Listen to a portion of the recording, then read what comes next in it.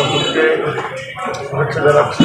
সকাল আপনারা কষ্ট করে জেলার সহ উপজেলার বিভিন্ন কর্মব্যস্ততার মধ্যে আমাদের সংবাদ সম্মেলনে সারা দিয়েছেন, সেজন্য আপনাদেরকে ধন্যবাদ। সংবাদ সম্মেলনের পরিচয় করে দিতে চাই। আমার ডান পাশে বিশ্ববিদ্যালয়ের ছাত্র দলের সভাপতি, কেন্দ্রীয় কমিটির সহসভাপতি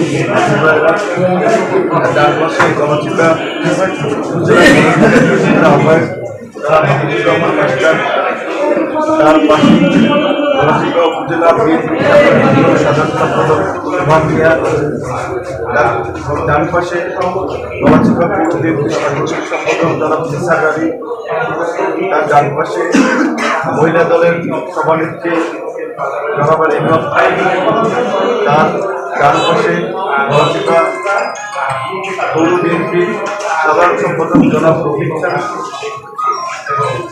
তার ডান পাশে উপজেলা বিএনপির সাধারণ সম্পাদক সূর্য কমিটি জনাব আশরাফ মোহাম্মদ, আমার বাম পাশে জাতীয়তাবাদী ছাত্রদল কেন্দ্রীয় কমিটির সাবেক সহসভাপতি ইকতার রহমান কবির, তার বাম পাশে গণচিন্তা উপজেলা বিএনপির সাবেক সভাপতি জনাব গোলাম মোস্তফা, তার বাম পাশে গণ অধিকার পরিষদ গণচিন্তা উপজেলা শাখার সাধারণ সম্পাদক জনাব জাকির হোসেন, তার বাম পাশে ছাত্রনেতা এবং ঢাকা মহানগর উত্তর যুব দলের নেতা জনাব আল মামুন, পেছনে আছে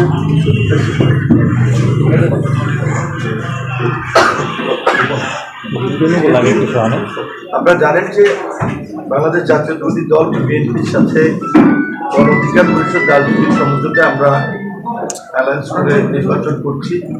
আজকের এই সংবাদ সম্মেলনে বিএনপি এবং গণ অধিকার পরিষদের নেতৃত্বে উপস্থিত আছেন এবং আমরা গলাচিপা উপজেলা বিএনপির কার্যালয় থেকে কথা বলছি।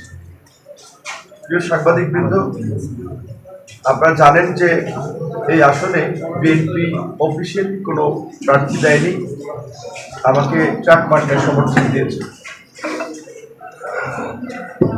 আমাকে বিএনপি সমর্থন দিলেও একদিকে যেমন বিএনপির বিভিন্ন পর্যায়ের সাবেক এবং বর্তমান কমিটির নেতৃবৃন্দ আমাকে সহযোগিতা করছে, দলীয় নির্দেশনা মেনে তারা আমার পক্ষে কাজ করছে। আবার গলাচিপা উপজেলা বিএনপির বড় একটা অংশই এখনও তারা জোটের প্রার্থী হিসেবে আমাকে সহযোগিতা করছে না, বরঞ্চ প্রতিনিয়ত প্রতি পদে পদেই তারা প্রতিবন্ধকতার সৃষ্টি করছে।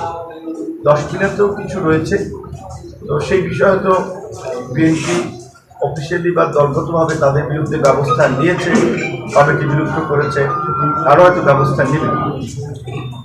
আপনারা লক্ষ্য করেছেন যে মনোনয়ন দাখিলের পর থেকেই এই গলাচিপা 10 দিনায় যিনি বিএনপির নির্বাহী কমিটির সাবেক সদস্য ছিলেন তিনি এবং তার নেতা কর্মীরা, বিশেষ করে তার সাথে যারা কাজ করেন, প্রতিনিয়তই আক্রমণাত্মক বক্তব্যের।